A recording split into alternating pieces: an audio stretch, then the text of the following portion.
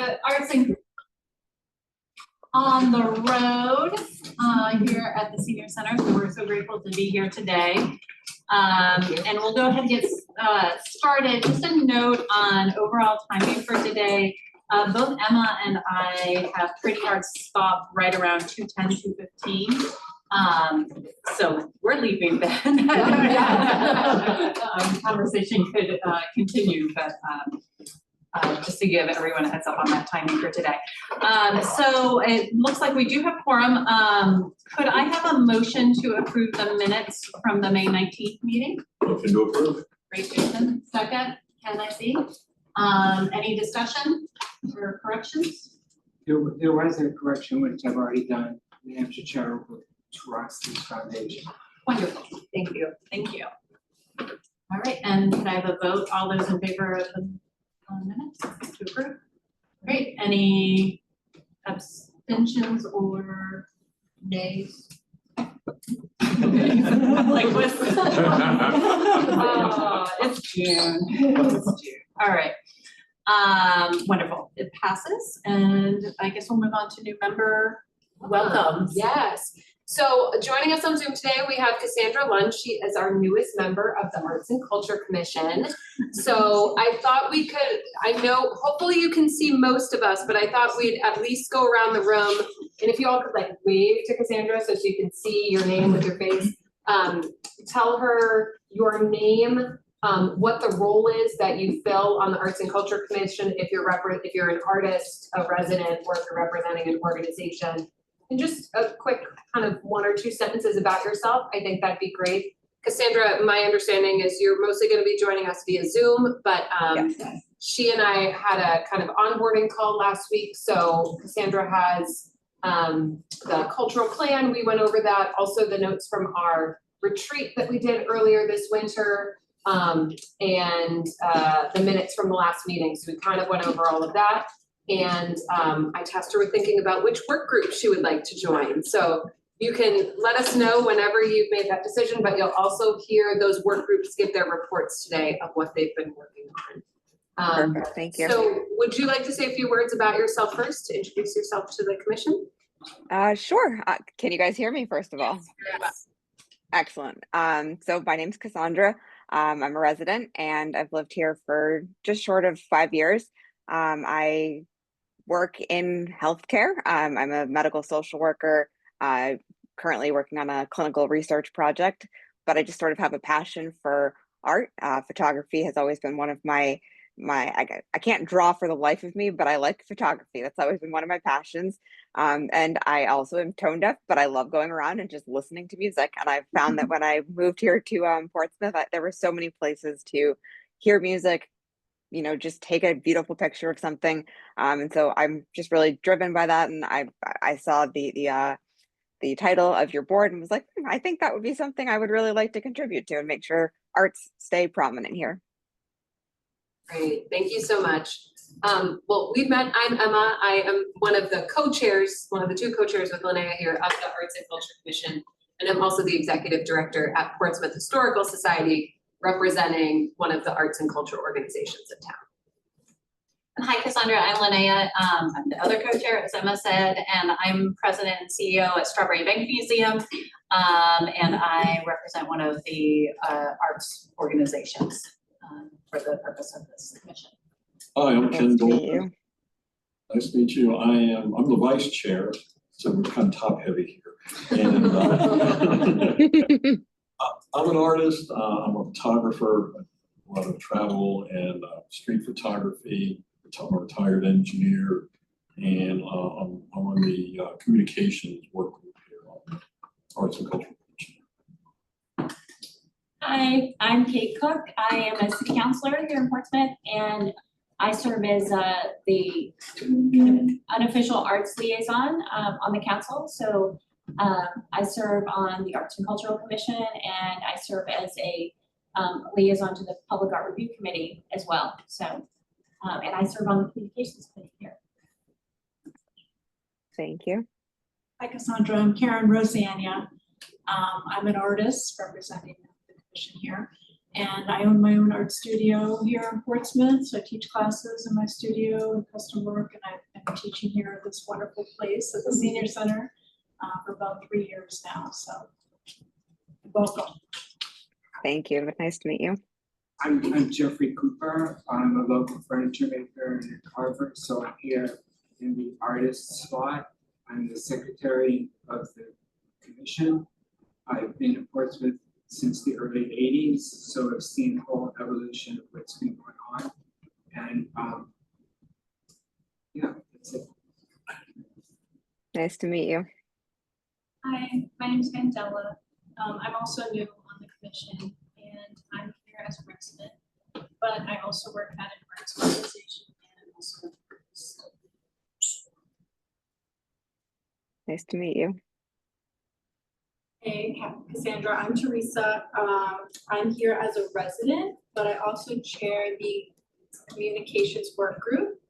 And recently I took the position of vice president at New Hampshire Art Association. So that's been nice. Congratulations. You can't get away from it. We're in every day. So, yeah, a resident. So I'm Genevieve Bachel. I'm an artist. I'm the state laureate artist at the moment. I also represent New Hampshire Theater Project, which is a local nonprofit in town. And I've lived in Portsmouth since the mid-70s. And I too am on the communications network, whatever. We're sorry, I just got back from Connecticut this morning, so my brain is just somewhere else. Nice to meet you both. My name's Eli Kaner. I'm a cellist in town, a resident, and in this capacity, I serve as representing Portsmouth Music and Arts Center on the commission, and I serve on the collaboration and resources work group. Thank you. Nice to meet you. Hi, Cassandra. Jason Goodrich. I serve in a capacity as a citizen, and I am also on the communications work group. Nice to meet you. Hi, Cassandra. Sean Clancy. I'm your staff liaison. Anything you all need, it's my role to facilitate that around City Hall. I also support the Public Art Review Committee and the Economic Development Commission. So the arts is such a big part of our community and our economy that it just makes sense that we're all working together. So welcome. Thank you. Thank you all. Very nice to meet you. All right, so next up, our conversation with Bryn Sullivan over here. And Bryn, I'll let you introduce yourself. So I know you have served as senior services supervisor, but you do many amazing things for the city. Hi, welcome everyone. Many of you I know you, and if I don't know you specifically in your organization, I have been working with your counterparts. My name is Bryn Sullivan. Presently, I am the Assistant Recreation Director for the City of Portsmouth's Recreation Department. My office is over at our newly acquired community campus, 100 Campus Drive, better known as the back parking lot of Water Country. So that building is an 87,000 square foot gem for Portsmouth. It's amazing. It hosts Seacoast Community School, AIDS Response, Child Advocacy Center, Seacoast Community School, the new Lister Academy just moved in, or the new space for the Lister Academy, and New Hampshire Outright. Plus, it is home to the Recreation Department. We are presently going through a $2.5 million renovation of our space to give the Rec Department more space and to make a building that hosted tenants for 25 years and just kind of randomly expanded. We made the space more efficient and logical for all of our tenants. For example, we are making the childcare has 2 wings in the building, and they're going to be secure wings now, which makes more sense in this day and age with childcare centers, so that random people aren't just walking in their hallways. We moved New Hampshire Outright, which was Seacoast Outright, to an upper space, gave them some more square footage because they are expanding like crazy in the whole state of New Hampshire. They run youth groups and a variety of activities on weekends and evenings, and so now they have a little bit more space carved out for their growth. So we're very excited to support them. AIDS Response just moved in from City Hall, so we were able to acquire them in the old Foundation for Seacoast office. which was an exciting addition for us. And then Families First moved out into their new space, and in moved the Lister Academy. They were over at the old Sherburne School, and the campus was able to, the school department paid to renovate their new space. If you haven't been, it's gorgeous. There's a special place in my heart for the old school because it was so unique and amazing, and the hardwood gym floor. But now they're in a fresh new space, which gives the students a lot of pride. Then we have the recreation department has a variety of assets here in Portsmouth that people don't always recognize as recreation assets, including here, the Senior Activity Center, which is our other new-ish building. This used to be the Paul Doble Army Reserve.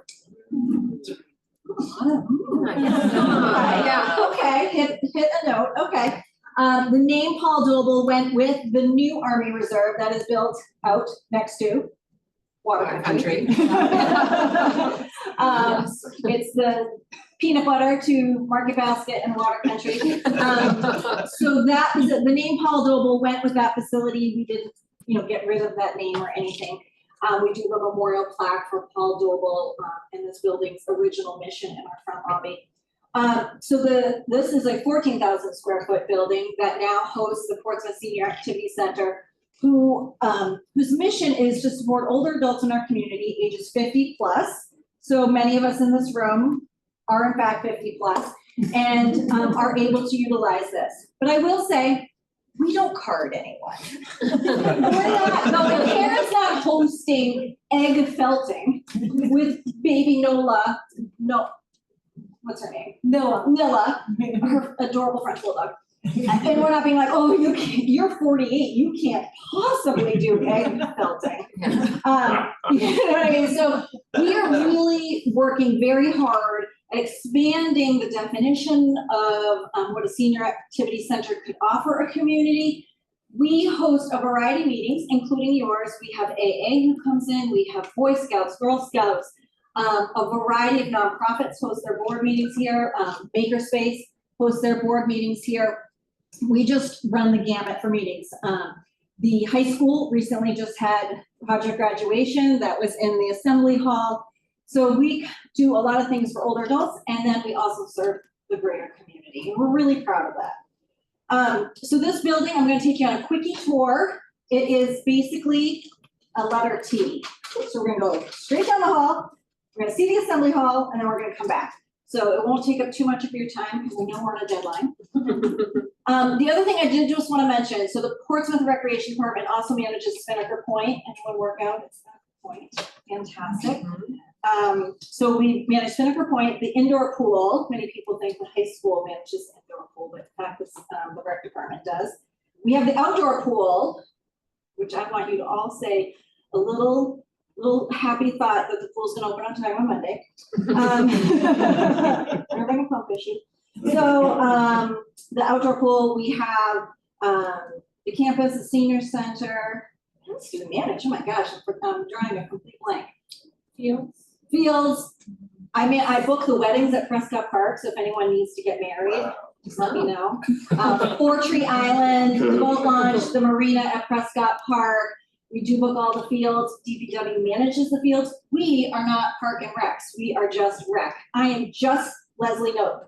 There's no one else booking fields or buying turf in our department. So, but no, we're really proud of everything that we do. We also run a lot of special events. Has anyone been to the holiday parade? I forgot my crown because I have dubbed myself the holiday parade queen. No one gave me that name. I gave it for myself because who else is going to call you a queen? So we do the holiday parade. We're doing the community picnic coming up on Friday. That's right, yeah. I love this recognition. Yeah. Pouring that right over me. We're partnering this year with the library to host a summer reading kickoff, as well as our community picnic. Barrio food truck, if anyone wants to buy 2 tacos. Yeah. And then we do a fall fun fest. We do a variety of activities. Haunted trail. Anyone been on haunted trail? So Set up for your newsletter. Everyone needs to sign up. the senior newsletter is the best. It's out front. I do our newsletter a little more random. Nicole is much better about getting a monthly newsletter out than I am. That is my struggle. I would not be a good member on your communications committee. But yeah, we're really proud of the senior center. I will say that I did a talk at Creative Mornings this past fall, and one of the things that I was speaking about was reframing aging, because that's what we work really hard at here in our space, as well as I know everything that you are all doing in your agencies, in your personal lives, and in this committee, which is we empower people as they age. We are not being ageist. We're not taking away from their abilities. We want people to join committees. We want people to join boards. We want their volunteer time. We want their, we want to borrow space. We want to do all of these things together. And if you dismiss a whole population of people, and in Portsmouth, I will share with you, so we're talking about ages 50 plus, that's 40% of our population. 65 plus is 30% of our population. So you have to really pay attention to those older adults. So with that said, let's do our tour so that you guys can get back to the meat and potatoes of your meeting. I do also just want to say I work with almost every organization at this table, and I think that's so great for Portsmouth, right? Like our summer camp goes to Strawberry Bank, and we go to the Portsmouth Historical Society. Ken's just everywhere. You can't not work with Ken. Then we have Karen volunteers here at the senior center or teaches classes here. Kate just manages us all. And then we have the theater project. It's been using space at the senior center, and we've worked together at the community campus, and they used to teach a after school program for us. PMAC is doing, New Horizons Band is doing their free community concert at the campus for the third year in a row in our gym this summer. This is all so exciting. Sean's another one, I just have to work with it. He was kind enough to invite me on the committee for the new piece of art that was voted on to go into Prescott Park. I love it. Oh my gosh, I can't wait. I was just asking when it's arriving. I can't wait. July. At some point. It's this summer. This summer. I like that. It's all of a sudden July, it's like 2 weeks I away. know, right? What is It's this that? summer. We'll be right back. Yeah, we'll be right back. Oh, I'm sorry, my back was to the whole time. I'm sorry. That's okay. Don't worry about it. Have fun. Sean, are you gonna keep her going? I'm gonna hang out here. All right, I'll hang with you. Okay. I've done this tour. I won't add to the crowd. So Cassandra, any questions for me from a city standpoint? I know we emailed a couple times. No, nothing for you right now. Thank you for being so responsive and quick on your email. I appreciate that. So I think I talked to you before I joined the group too, and you gave me some good information about what I would be doing. So I've spoken to you a couple times, and you're always very informative. So thank you. This is what I say about the arts group. There's a lot of energy around arts in Portsmouth, this group, the other group, and a lot of citizen input. So it's great. And sometimes I have to be the process person. Yes. Because city government, there's just process stuff. It's not as simple as I have this great idea, we should do it. Yes, it's a great idea, and there's a process. Yes, Emma was explaining to me that I don't know much about city rules and things like that, but just the simplest of tasks I would think you can do. I think she used the example of sending an email to the whole team that technically you're the only one who can do that. I would never have known that. So I learned. And I didn't know that until I came here, but it constitutes a public meeting that is not publicized, and therefore, it's that whole thing, which is lots to learn there. Yeah, it's just, it's not as onerous as it sounds. It's just, everyone just kind of gets into a groove, but. So I will say one thing, the working groups, there's a reason we call them working groups. They're not subcommittees. Because a subcommittee would be a different category, which would have to post minutes. If you're a working group, you're doing the work, and then you're coming back to the one committee, and then your information is being I'll say, public, put out to the public once. Not Okay. 4 different committees having to do it all, because that would be a lot of stuff. Got it. That's Okay. why we use the term working group on purpose. And the 3 remind me again, I have the document. The Yeah. 3 working groups are, The communication, which you'll hear a lot from them today. Yeah. There's a collaboration and kind of like a networking, collaborating, trying to understand what resources we have and how to leverage them. That's a little different than, Okay. separate one. And then there's a DEI.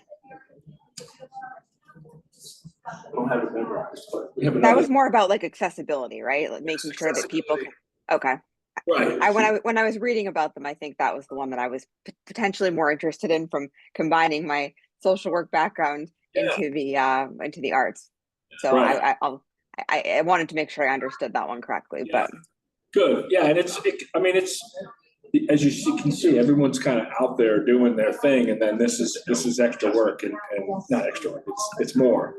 So yeah, it's important to, I think, like you're thinking, that if it's already important to you, it's easier to give more time, right, to something. So we always encourage that, because it can be a lot of work and it can be challenging, and it's not as simple as going to your job and doing your job, because like this group doesn't technically have a budget. Okay. So then it becomes a little challenging to do things, but.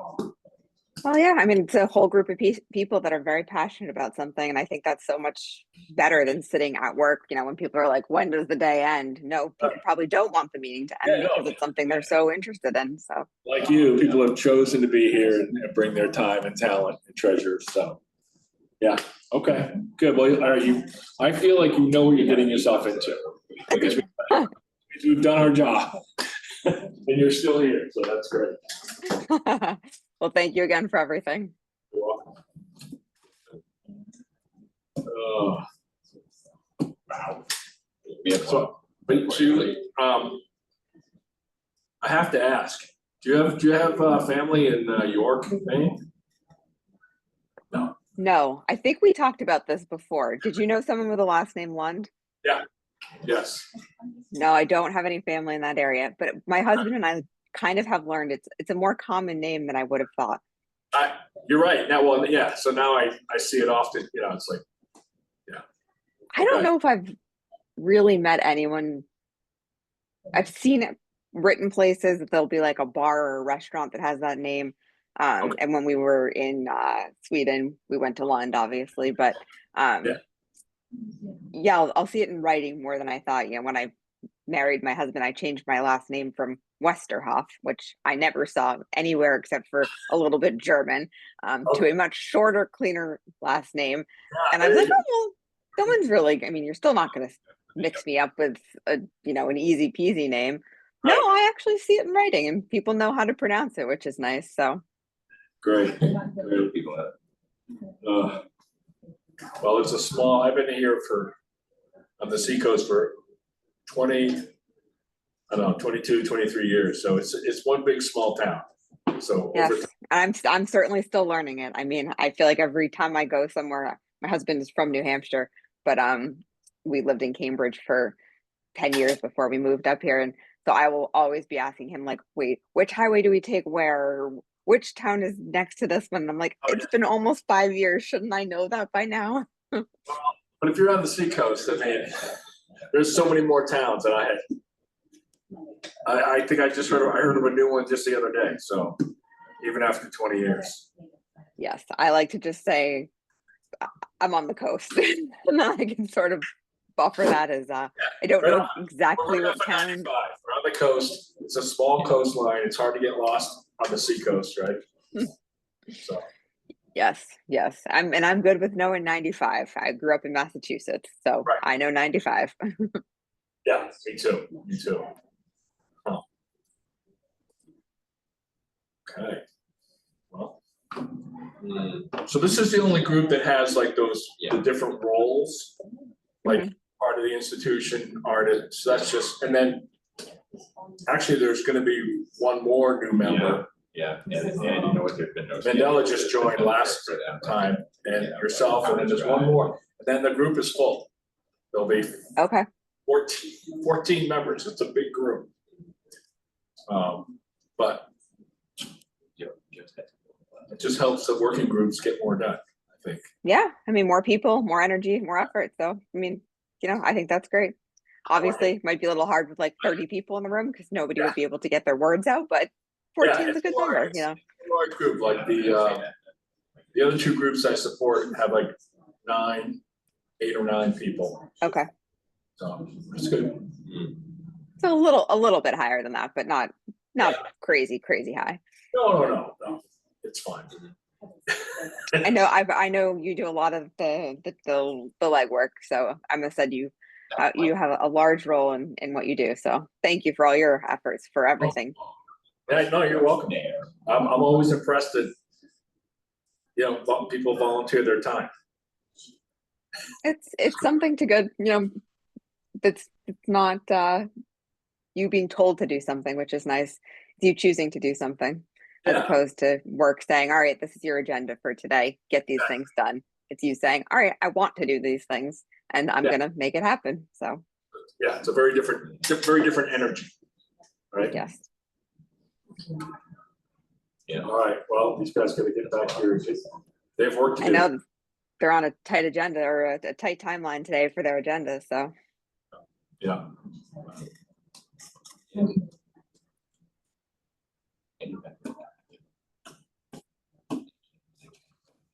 We have a short week. City Hall is closed Thursday, don't. Not this year. We have Juneteenth off. Oh yes, Juneteenth. I was like, I still can't even believe my husband said something about the 4th of July coming up, and I was like, wait, really? What?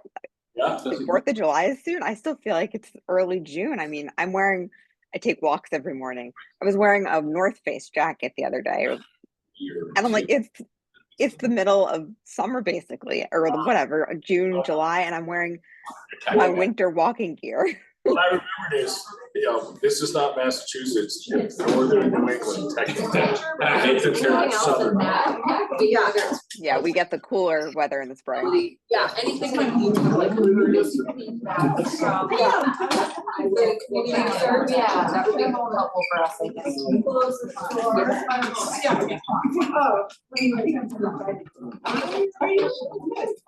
right, thank you all for coming on the tour. Sorry, Cassandra, I'm gonna put my back too. Oh, yeah. I'm gonna try. That's okay. All right. Don't worry about it at all. So one of the things that we've noticed by having a dedicated space for seniors is that the thing that sells out most often for us is art classes. And having a musician come in, we've had some pianists who come in and will just play, I mean, packed houses, every concert we have, packed houses. Ken has hosted photography classes, packed house.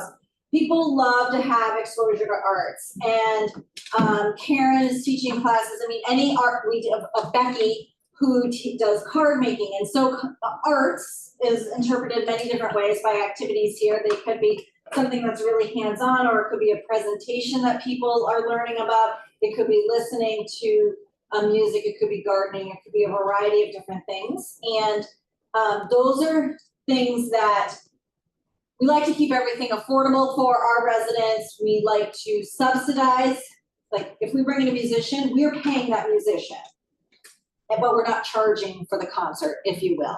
If we're having a sock hop, it's free to go to sock hop, but we paid a DJ or we paid a musician to be at these things to augment the event, make it fun.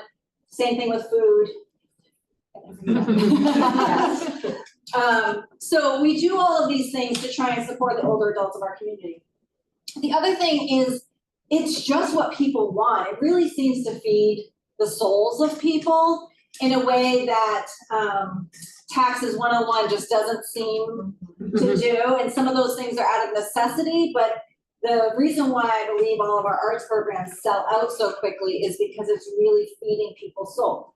Plus, I'm gonna also share that when people come to the activities here and they come to, whether it's card making or they're coming to felting, or they're making stained glass windows, or they're doing knitting or needle pointing or crocheting, all of these different, even whether it's they're doing it or they're watching someone do it, listening to music, they're making friends, they're getting out of their house, and so we're really dealing with the social isolation that everyone is talking about.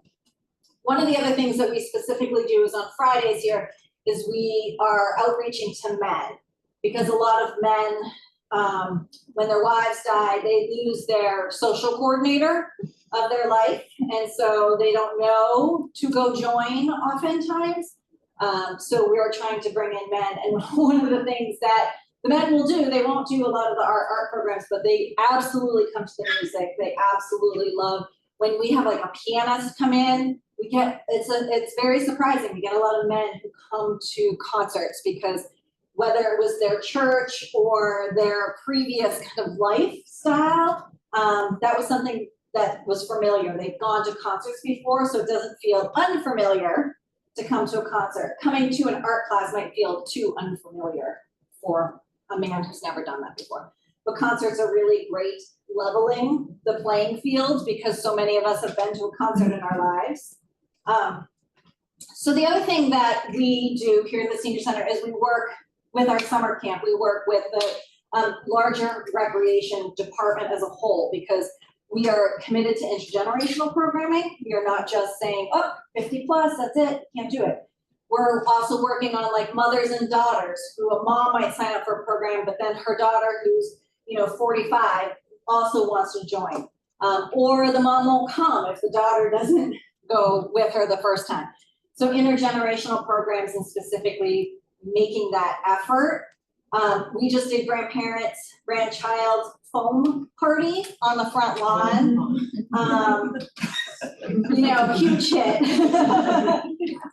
Future committee. Yeah, exactly. And Wayne from Sages runs that for us, and he runs a magic program here for us, huge with the men. Not a lot of ladies signing up for magic. Some things are just always true. So that's a person who you would traditionally think is like, oh, he just teaches kids. He wouldn't possibly work with older adults. But we've transformed those programs into senior programming. We're having a hula hooper come, who's gonna be another grandchild activity where little kids, or any big kid who wants to try and hula hoop with these special, like weighted hula hoops, so the hula hooping is easier, can be here, and they are gonna all do that together, and it's a way for every generation to come in. The final thing, we have one of our most favorite pictures from our art shows. We always have an art show opening, so 4 times a year we have the open house, and everyone invites their families. And so we have so many fun photos of grandma and daughter and grandchild all kind of like in the whole family in front of their art show. And so our art installations are always a great way that we introduce intergenerational elements to our programming. Ways to support the Senior Center and arts programs obviously would be through scholarships or connections with artists who are willing to teach classes at an affordable rate. We can always pay instructors, but it has to be within a budget for a senior center. But again, I plant the seed of intergenerational programming too. We also have this amazing space here at the campus, and so outside, not just inside. So if there was ever anything outside that needed to be installed, like some gorgeous art element, or a mural on a brick wall, the senior center's open, Whew, that's my spiel. Any questions? How do you suggest getting, or what's the easiest ways maybe of getting seniors into arts venues around town? Oh, great question. So PMAC does that beautifully. We have a lovely relationship with PMAC that when they get these grants to offer free admission to their certain programming for older adults, and therefore people have to just register. And PMAC works with Nicole to make sure that information is disseminated often through our newsletter. The newsletter. You want any information to get to older adults, it's the newsletter. Always. She puts it online, she prints it. Always. There is also advertisement space for private businesses. if that's also part of your connected world. But yeah, PMAC does that really beautifully. She works with other organizations. Albacore just offered veterans free admission, and she advertised that to get veterans to go tour the Albacore for free. Just looking at your names, because I know there was something else recently too. So yeah, I mean, we can do all sorts of things, and we can also, you know, we do get grants, and we recently received a grant for this coming fall, and we know that music is always like a big hit with us, but we could also be doing tours. We could also have guest speakers in from like the Historic Society, all these different things. You have such a level of expertise at Strawberry Bank. You know, how could we be incorporating that? And we have our little bit of grant money that we just received to support your staff who are taking their time to do certain things. So, but yeah. I see the van. Do you pick up people and bring them here? We do not. We have through Coast Senior Transportation. So the city, through our parking revenue, supports a senior transportation program. People just have to register for it. So it supports anyone who's 62 and plus, or an adult with disability, and then they do have to pay for it. And the only reason we require that is because otherwise we'd have too many cancellations. So we do free medical appointments because people are committed to their medical appointment. But when it's an activity, whether it's at the library or here or one of their volunteer jobs. So a senior could be volunteering at Strawberry Bank and they live somewhere that they need transportation, and then they could call transportation, make the appointment, and it gets them to, or they could be a caregiver for someone at Edgeview and the van would take them there. We do that for field trips. We do a lot of field trips. But yeah, that's a great question. And the city is really, we are one of the few communities, because of our parking revenue, that we can support the big cost of a senior transportation program. Most communities don't have that luxury, but thankfully we do, because people wouldn't be able to get to their medical appointments or to their fun activities. Any other questions? I'm gonna turn on your air conditioning. I'm sweating, I don't know about any of you. Any other thoughts, questions? Nicole will be coming to you in September. She's going to your meeting. Yes. So as you have a few months to mull over the magnificence of the senior center, formulate well-detailed questions, Nicole will be back and can share. So I started as the senior coordinator. The city didn't have a senior coordinator, and many, many moons ago, the city council in their wisdom decided to add a position within the city that was managed by the recreation department to host a senior coordinator. They hired me as a part-time person, and no joke, in 6 months, they're like, oh my gosh, this is a full-time job.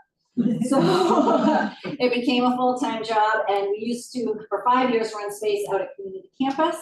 And then we built this space and moved in here. So this has just been such a crown jewel to the city. I speak at conferences.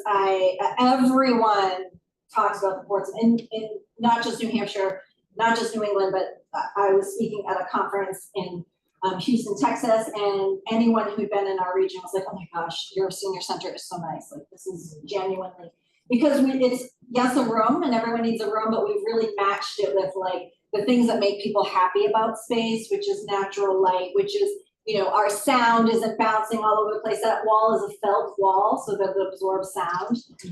When you walk in, it just makes you happy. And we are saying, oh, we're not just old people and like playing bingo. I refuse to have bingo. I refuse to have bingo. I know bingo can be fun nowadays, but I cannot have anyone say, oh, I play bingo at the senior center, because there's such a negative connotation about old people and bingo. I can't do it.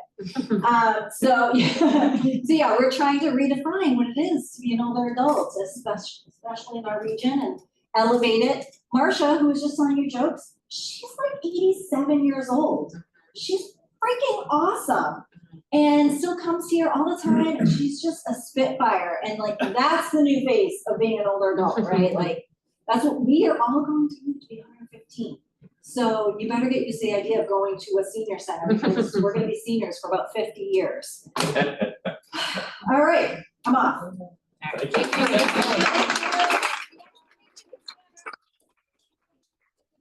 Bryn at Community Campus in October for our meeting. So we'll all get out there for Good to see that. you all again. Yes, thank you, Bryn. All right, it's hot in here. Is anyone else hot or just me? You put me on the hot. All Yeah. right, I just cooled you down. Thank you, Bryn. And I'm actually wondering if we could flip burning issues with work reports. So I think we'll make a call and flip burning issues with work group reports. And so we will jump to the if there are updates on NHSCA advocacy. I've been following somewhat along. I know it's still looking dire. Somebody may be able to speak to it more fluently than me saying it looks dire. infuriating, that's another word. Yeah.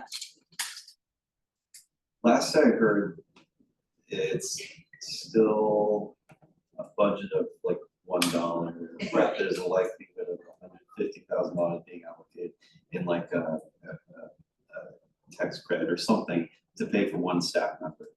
To then go out and get more applications out there, to get more funding, probably more tax credits that then they go and sell to eventually build up a fund to eventually go back and benefit nonprofits.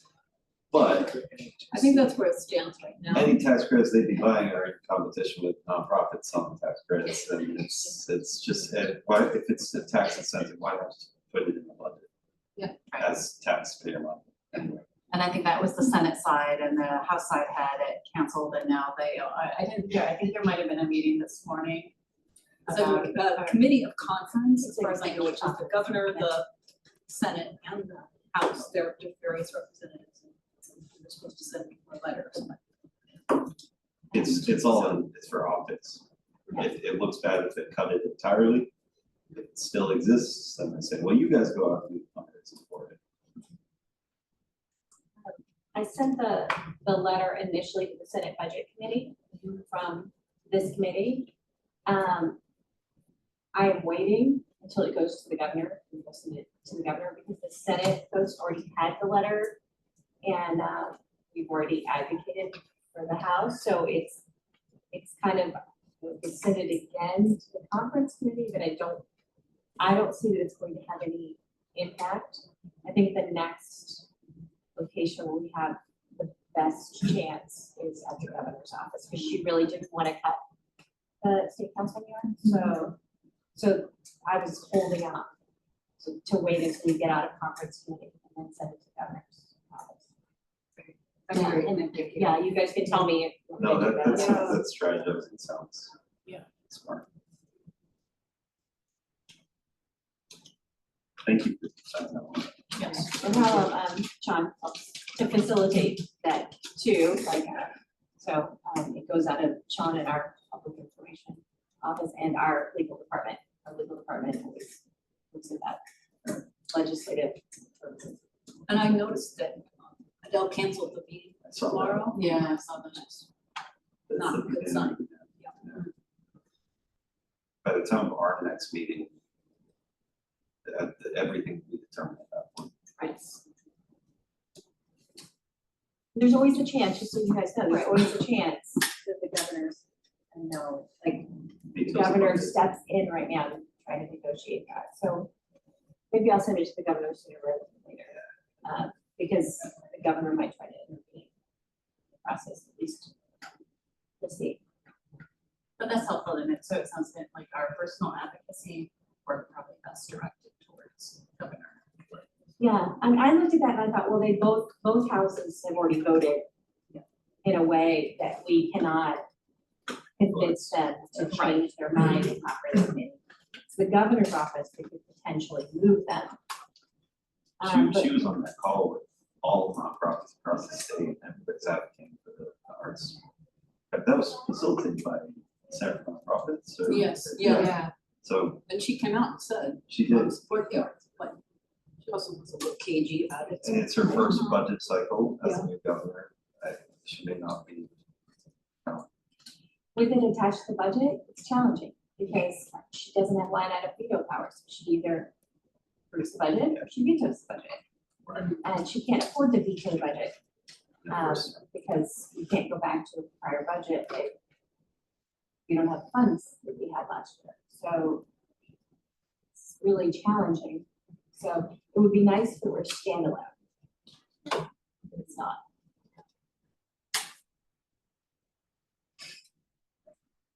Well, our next item is a bit more hopeful. Grim. Recover. Perfect. Thank Which you, is, Kate. yeah. Our city master plan, and Sean might be able to speak a little more eloquently than I am, although I'm on the advisory committee for the master plan, so I'm happy to help facilitate information from Arts and Cultural Commission to the master plan. But the good news is, folks who are doing the master plan want all the input they can get. And Kate can obviously speak some to this as well. Ann Weidman, if you know Ann Weidman, she is the community liaison. Community engagement, yeah. So she's doing a lot collecting information about what we want to see as a city in the upcoming plan. Yeah. Sean, anything else? Well, so Ann has been actually hired by the consultant, so we hired the consultant hired Ann to do this specific work. The whole process is gonna run for 18 months. It's the final product we do in December 2026. It's a cast of, it's a good group in this advisory group, it's called the MPEG, Master Planning Advisory Group. But it's, as an example, Chris Dwyer, who's the chair of Mark, is on there as well. So there's lots of folks on there, and this consultant is really impressive, and it's really all about public input. So yeah, I think having Linnea there as well as myself and that group just opens up the lines of communication, and you're going to see opportunity to chime in. So please do. That's what I'm telling everybody. We'll continue to share ways Yeah. that'll happen under their open comment sessions. And I thought what I was really impressed by with the kickoff meeting is all the work the city has done already. So our arts and cultural plan is already handed off to the planners, but there was an entire slide of so many different plans and pieces that the professional planners have, and they said what stuck with me was they said usually cities it's the reverse.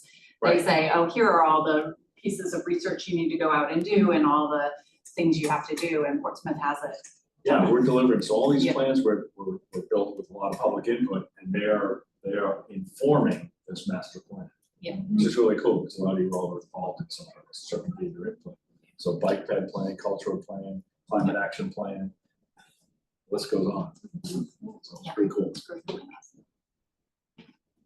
Yeah, the only thing I would add is just making sure that we stay in the forefront on the CD4W zoning provisions and creating an arts district. And incentives in that, like an arts overlay incentives. That's the only thing. You stay at, put the bug in the ear, the planning board again and again, so we don't forget.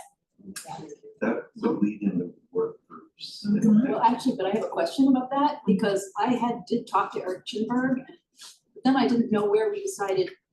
I think I sent it to Sean and some of you, but I said, I'm not sure where I'm supposed to send this information, but this was his input, so.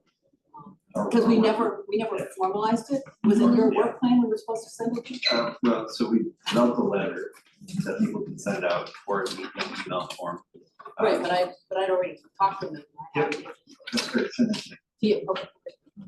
Because our work group is collecting all that to then get put into a report that's presented to the city council.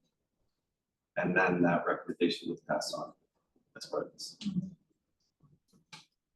So that was a question I had, and I know we talked about this as a work group, is I believe the direction is that we should have one person sending this out to developers. Is, and I think I just don't know any of the developers, so I'm also thinking about open rates, if they see Karen Roseanne and be like, who is that? I think So do we it's have a- opened up. If somebody has a relationship with a developer, we're building a spreadsheet right now. Yeah. Where we're, these are the people that we think it's important that they know about this and that we're collecting data. Yeah. But this can come from any of us. That's why it's not listed as the same person. It's for, if somebody has a relationship with a developer and they would open it, that's the person that should be sending it. And then the response is right to you, and then that gets collected by our work. Yeah. And the letter we sent to Sean with, now the deadline we put on that was July 1st. I'm thinking we should probably give a little bit more time. So I can edit that, maybe give it, what do we think, like the end of When's the planning July? process done? Yeah, with timing with the master plan. The master plan development. When would you like ideally the feedback from developers related to the arts district and the incentives and all that, the zoning incentives? I mean, we have a year and a half, so. Okay. I would say, I don't think there's a huge rush. I think the important thing is to talk to developers. Yeah. And then you all get a, compiled coherent list of thoughts. I think it can go to the planning department, the master, well, the planning, I don't know how to. The master plan overseers, you can go to them at any point and just be added to the conversation. Like, there's no schedule of when are they gonna talk about this, when are they gonna talk about that. That's what I was wondering. Yeah, no, it's a whole thing, but literally the cool part is, I just wanna mention that, public input actually kicked off in Market Square Day. Oh, cool. They scrambled to get a logo, and the city found a tent, and Ann Wyden was there all day, and she talked to like 60 people, so it is already kicked off. And there's time. I think my advice to this group would be, leverage the conversations, leverage the relationships, get the feedback, put it all together, and at that point, you can go to this group to say, here's the input from developers about arts overlay district or something. So, Cassandra, just to catch you up, the recommendation was made in the planning process that they look at an area of the West End here and add what's called an arts district overlay, so that developers would have incentives to consider things like artist live workspace in that part of town as they're considering their development projects. But nobody knows what that looks like yet. So we're going out to developers and asking what kind of incentives would actually be attractive to them, and collecting that data to then hand that off to the city, so the city's more informed as they develop it. Yeah. Okay, great. Thank you for the explanation. I was just gonna add, I think it's important to send it to the planning board as input, as a follow-on from, the city council vote on X date. We did this survey of developers and we want to share the input that we received. Right, so they're the ones who hear from the developers, they're the ones who make decisions. Yeah. Yes, because ultimately the planning board is who also approves the master plan. So they have to make those zoning recommendations and changes. So Eli, thank you, I'm happy to collect all of this, The I think collector of all the collating it, feedback, okay. it may look very different, but I wouldn't say send everything to my email address. I think if somebody is sending this out, if Karen, you're sending this to one of your personal connections, you collect the feedback and then send it to our work group. It's like, I think that that is a much safer way of actually getting the feedback and more personal anyway. Yeah, so I don't think you need a deadline, I think is my point. We should take the deadline out. Yeah, I think just take it out, because you wanna get the information, you wanna have quality conversations, you wanna compile your feedback and get. So I'll take that out, I'll make that one. I think the one that you sent, this does not have the deadline on it, so. Oh, this was the first one. Okay. Yeah. No edits. Yeah, I think we can go with this, because the only thing that's missing is the deadline. If you wanna, Sean, could you send this out to the commission? And then the other thing that we started to pull together was an Excel spreadsheet of the developers. And I think Eli had a really great point that we probably don't want that out there for public consumption. As a public document. It's like we're targeting. Yeah, so I think so how can we best collect, because we need the developers' contact information, but we just don't want it to be their email and all that. How do we do that? Do we just thoughts? And we would want to know by who's going to be contacting the developer, so we don't have two people. Did you send an email to all of us? Is that public record? Did I? No, if you do, just. If I do. Oh, or what? Just in general, If I if I send an send- email to the commission, it's entirely. It's all public record. Anything that comes from any city email or to any city email is subject to right to know law. But if I personally write one of you at a time and send the spreadsheet to you, that's not public. No, that's public record too. Okay. So anything that any of us send to each other in our capacity on this committee is subpoenaable. Okay. And is subject to right to know laws. But it's not posted, it's not Yeah. posted to the, let's clarify, It's it's not not posted to the public. website. Okay. It's subject to right to know, if someone says, comes in and says, That's I wanna fine. see this guy's email. I'm not Yes. worried about that. As relates to arts and culture. Like, this No one's is- asking. You never know. This is, hey, we've come up with our first version of a list of people we think this should go to. Yeah. We want you guys to finish filling out that list. And also, if any of you have personal connections to this person or that person or whatever, raise your hand and please forward this along as soon as possible so that we can start collecting that feedback. That's the point of this. But if it actually gets subpoenaed or whatever, it doesn't actually It's not matter. even, I guess. That's right. I It mean, actually, it's, right. yeah. and the reality is that you can delete things, you can't, you know, people do delete things all the time. As long as you're not subject to a lawsuit, you can delete your email. But if there's any question, it's something of importance, I would. So what I would do is I'll take off, before I send this to Sean again to have it distributed, I'm gonna take off the column with email addresses, because I feel like that's something we don't need out there. Right. If somebody has a personal connection, then they have it. Right. Yeah. Right. Great. Really is a first pass at this list too. I tried to capture some big names, but, and as Jim was saying, she already spoke to them. And I don't think there's as many as you think. Right. It's not like Yeah. hundreds. It's- Yeah. It's, I feel like in this city though, there's always new ones popping up. There's always people trying to get in on the game. Portsmouth. there's only so many. There's not much to develop, I know. And just two other quick things that we're working on as a work group, and based on Councilor Cook's recommendation, we are gonna be working on a report for city council on the artist report, overlay district, arts district. And Emma, your, was it the archive, so that was cited as kind of best practice in terms of format, and I think we're gonna use that as the outline guide, right? Is that? That's what we're Yes. planning. Okay. So we'll work on kind of the substance of that outline, start building out this report. No, I think you hit it right on the head. Yeah, we're gonna compile all this and have a official report we turn into city council that will hopefully then be sent to planning board to help inform, but it was felt like the best vehicle for capturing all this feedback, not only from developers, but also from the research and conversations we've had with other artists of workspace, just to put it into a report with recommendations that we can then pass along. So we'll be working on that. You're suggesting for that report to come to city council. There's, yeah, there's no specific timing. I would say, give yourself 2 to 3 months at the outside edge. 3 months maybe. That would mean by October. I would say, and then that way it's at least comes to the council in time for planning board in time. It's still at the early stages of their work on the master plan. Yeah, the first public meeting for the master plan is not until September. Great. So there's time. And then just lastly, we just talked about funding and, say philanthropic support. We hear that all the time. Karen, I don't know if Cassandra can hear you. Can you? No.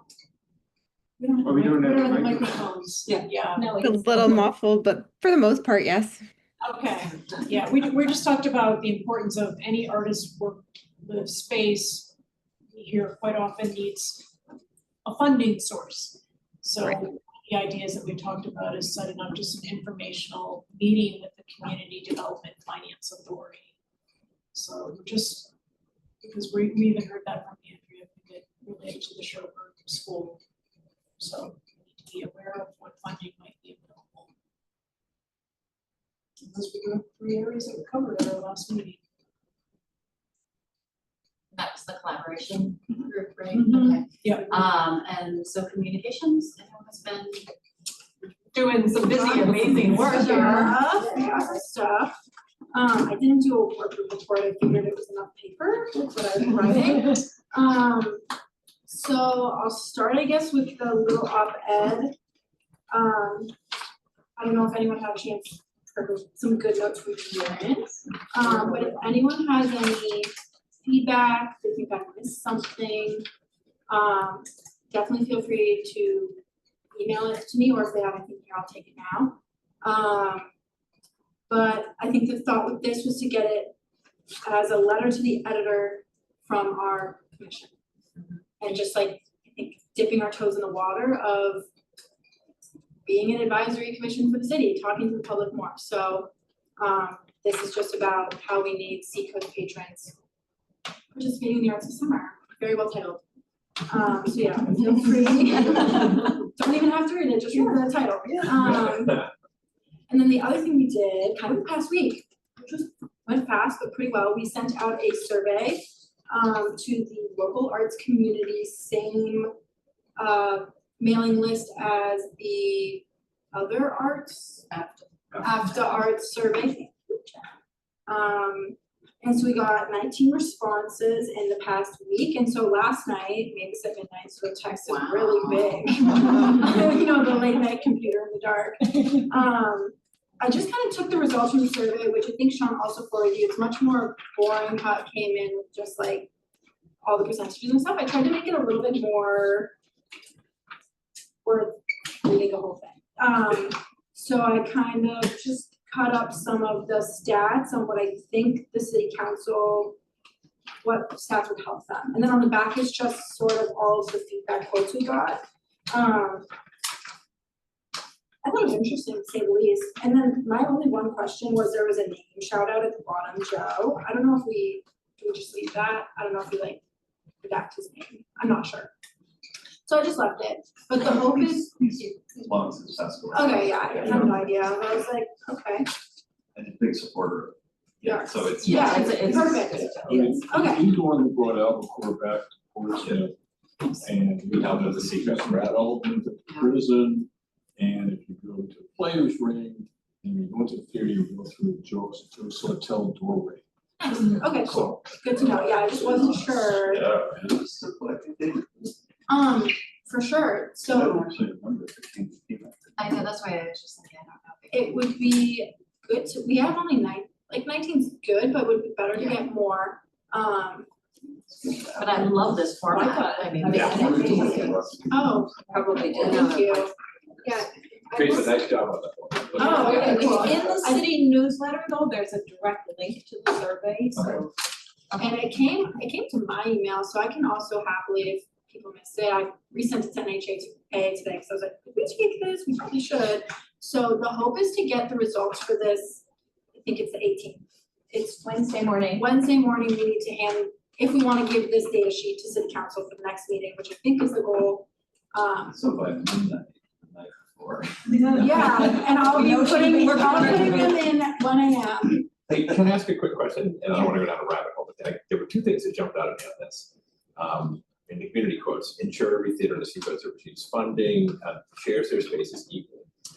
These non-private fee somehow, I guess. So, and then, but then down at the very bottom, Joe's Hotel, established, so this idea that places should not be kept as private clubs. You didn't want to venture to guess what the heck that's referencing. I happen to recognize that email.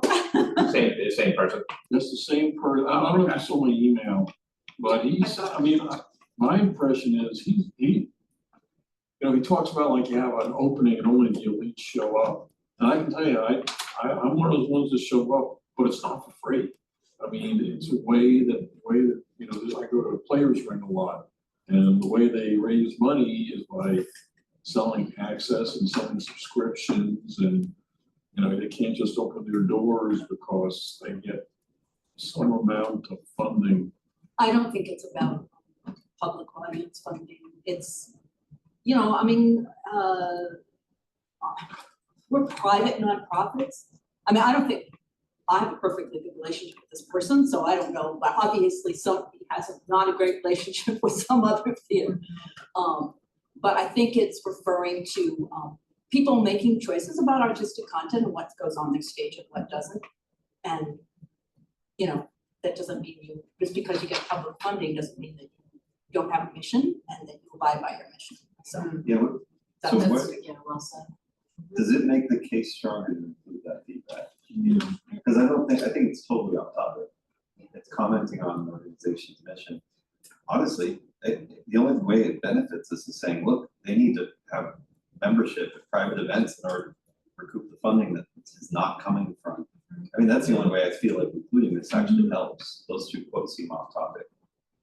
But I would say like as more results come in, like the base format here, is incredible. Thank you for doing that at midnight. That's amazing. And then I think we can, as more quotes come in, there may be. Yeah. Pick and choose Any the other- books that- And that was gonna be my question, so Yeah. I'm glad it Yeah. got brought up, is this is pretty much everything. I actually took the quote from the front, like didn't really fit, and I was like, oh, look, that's. I love that. That's a great And I one. thought that one was really powerful, so. I'd go for like a That's a couple yeah. of key quotes. Yeah, and that's what I think, and even the one that says grants, like I was debating putting in brackets like local grants, because that's what I felt that they were leaning into saying, and then I was like, okay, is it the Teresa and the quotes show, or is it like, here's the quotes, and even that one about the I'm not even sure what that means, was longer, and you could see the ellipses and me cutting it. Right. And like, so if there's ones that don't make sense, we can make this shorter. Yeah. Yeah, I think like It's 2 to the 3 numbers that total. are important. Like Yeah. my work is grant dependent, at least 50% of people come to grant money. I'm not sure where the term once it's done. That's Super super powerful. important. Yeah. Right, yeah. Yeah. Like, That's I what think Sean's got a, Well, I'm looking at Councilor Cook, if you wanna get more results, maybe targeting the next council meeting is not the best option. So I had suggested, because I'm in this committee, Yeah. that we get it in for the next council meeting, Okay. because the banner program is going on the next council agenda too. Okay, And if the council sees this. Okay. And then sees the banner request. okay, I didn't know. that. I just think it'll And they hammer home strengthen the each other. importance. Yeah. Okay. That one about, the first one about murals, sculptures, music, kind of I feel like also leans maybe into the banners a little bit, saying public art, public, so that could be a useful quote to use as well. The other thing we could do is, I was just gonna suggest, why not pull out a couple quotes from the cultural plan? Because we have clear community feedback that the signage is basically obsolete and they don't know what's going on and. So I just think maybe That's why already been not, collected. yeah, but if this, I mean, what's the objective of this? Is this to like, is this to kind of set the stage for the banners? Is it to like kind of poke the fire a little bit, be like sense of urgency? You know, funding is being cut, this is catastrophic to the arts in the city of Portsmouth.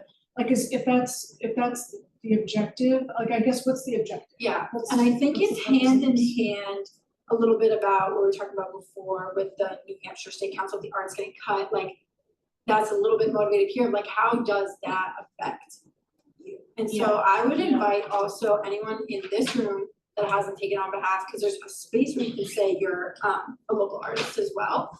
So whether or not grants affect, but if we can get a couple more, and then I'll check out the survey, but I think, yeah, getting the idea into city council's head a little bit of like, hey, so the arts are like big part of Portsmouth, they're under fire by the state, how is Portsmouth gonna stay resilient? And I think the banners is a useful first step into how, so what can we do? Like, what are the easy things, like Yes. low hanging fruit to change around the city? Yeah, Having banners is, I think that that's flow makes sense, exactly what you just said there. I think having, like, that's the objective, the banners are gonna help support, you know, the fallout of the. Yeah, getting the word out there. Yeah, yeah. The purpose of this was trying to say, okay, so we've been around this commission for a year, what are we doing for the arts and the artists and the arts and cultural organizations? So one of the things is to try to make the city council as aware as possible of what these fund cuts are going to do to every single arts organization in this city. And then the banner, you know, doing it at the same time as the banners, but they didn't necessarily supposed to go together. Yeah, they're separate, and Yeah. it was me saying, oh, it'd be helpful to have a little emphasis coming into this discussion at the council level. Because I know, it's going to be challenging because the legal department is really busy. And the council's like, is this the best use of time for the legal department right now to be working on a new program plan? I would say that we should stick to quotes that support the theme that come from organizations and talk about how they're going to be hurt by loss of funds. Because a lot of the quotes that are from community quotes or respondents are just even inaccurate. Like it's clear that people don't know that murals can be painted everywhere and sculptures can go everywhere and music can be played everywhere, and like this criticism of the city allowing performative artists to flow organically. Well, we have buskers downtown everywhere and no one stops them. Like, so there's not some, people have misconceptions about what's allowed and what's not allowed in the city. I feel like that also leads to us is there's confusion about what's allowed. So is that our job, and I'm just raising the can of worms since you think of it, to like clear that up. Of like, hey, these are the things that are allowed here, and like if you don't think they are, then that's kind of leaning into if you ask, the answer is always no, but the answer is maybe actually yes. Maybe that's the next iteration of this. Yeah. Oh, great. Like, well, but education's a good tool. Yeah, For sure. I mean, we recently collected data, and what became obvious to us is that a lot of members of our community don't know what is actually allowed in city portion. Yeah. And there are challenges too around this. I'll share the story of an organization I work with, that does performances downtown every year. Well, they pull a permit to do that.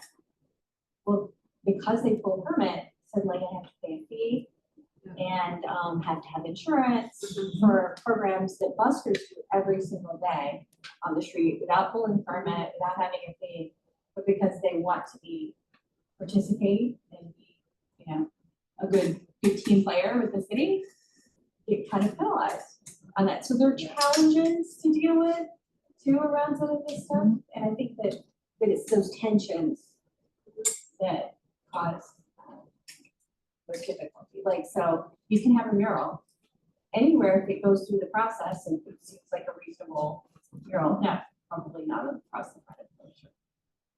There was controversy over the murals at Tuscan Market. Yeah, but that was before we had a public art review committee. So we've done things to remedy some of those challenges. Okay, So the city's already but the done. perception is still there. It's Of the, course, and it's yeah. the banner argument of not advertising. So there's food on the side of the building that serves food. Isn't that free advertising? Like, we can't, on the side of PMAC, put a picture of a bunch of students doing art because that's actually advertising for our programs. And so there are other issues, I think, with that mural that you brought up that were also considered at the time. And that was before we had a public art review committee. So we had, that was just the historic district session. And we have a sign ordinance. It That's says the the other things side. that Eli is talking about. So now we have a public art review committee that's established a relationship with the historic district commission so that we don't have those challenges around if it's art or not art. The public art review committee can say, that's art, you know, and write a memo to the HCC. And so what I'm trying to say is that some of these perceptions are inaccurate and still need to be Or antiquated. integrated, yes, at this point. So for the city council meeting Wednesday, is it, or this is due Wednesday for the meeting? Should we strike this back page and or just pull most important quotes, do you think? Like, does this tell enough of a story that we're trying to tell? This tells quite a story, Just the front page, even without the quotes. Yeah. I mean, if you want to pull a couple of quotes that support, like. Yeah, I was gonna say, cause this font is quite big.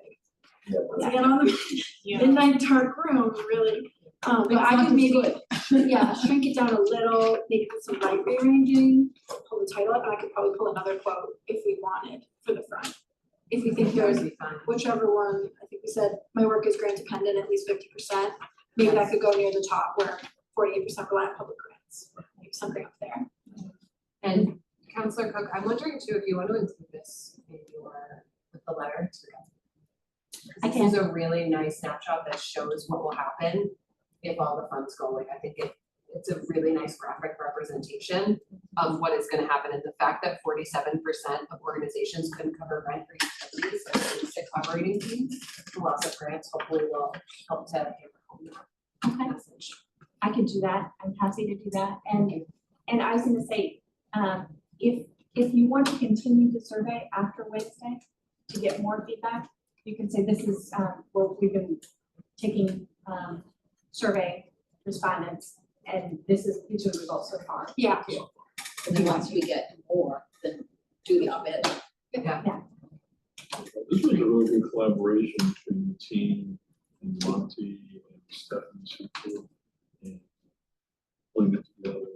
Jen came up with some ideas, playing with it. Jen wrote the original questions.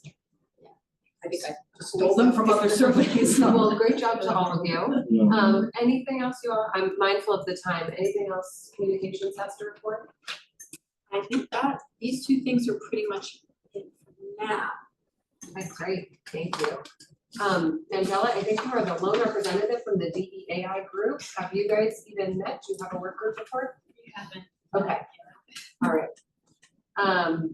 Is there anything else anyone wants to bring to the group in our last few minutes together? It's just one follow-up. These two quotes right here, I think are the ones that make as far as case for the data.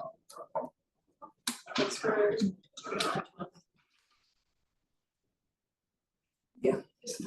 Does it also make sense, since you've heard so much feedback from a lot of the large art venues, to include a little bubble that says something about the need for signage or something? I'm just thinking also, because to stay resilient, don't you need the signage? I mean, isn't that what we're really hearing? About awareness.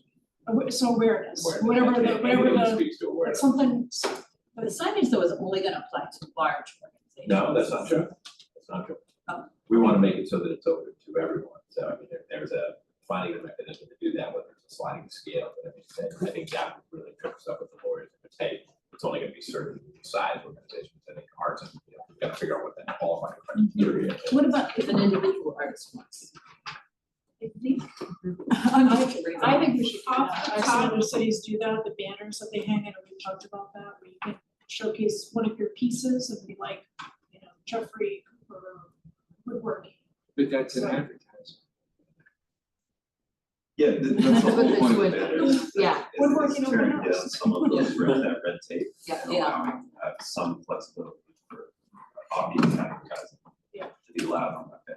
That's cool, the idea of like having maybe our community of artists like submit a picture and then have that be like a showcase. Oh, I want mine up there. That's a good way to keep it going. What I saw in my research of the other cities, Nashville, Manchester, Concord, it was for the promotion of events. Nobody was selling the product. There wasn't a painting, like, hey, here's my thing. It was an event. It was something, somewhat ambiguous language, but it was about things that enhanced quality of life. It was participating nonprofit, civic organizations, and arts institutions for like the greater good of the community.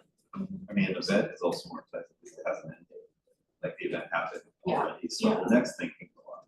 Yeah. I think it's, I mean, your percentages won't quite add up here, so I'm not looking to disrupt that, but maybe you just have an asterisk, so there's been significant input from the arts and culture community that increased awareness and event notification is gonna be a key contributor to resilience.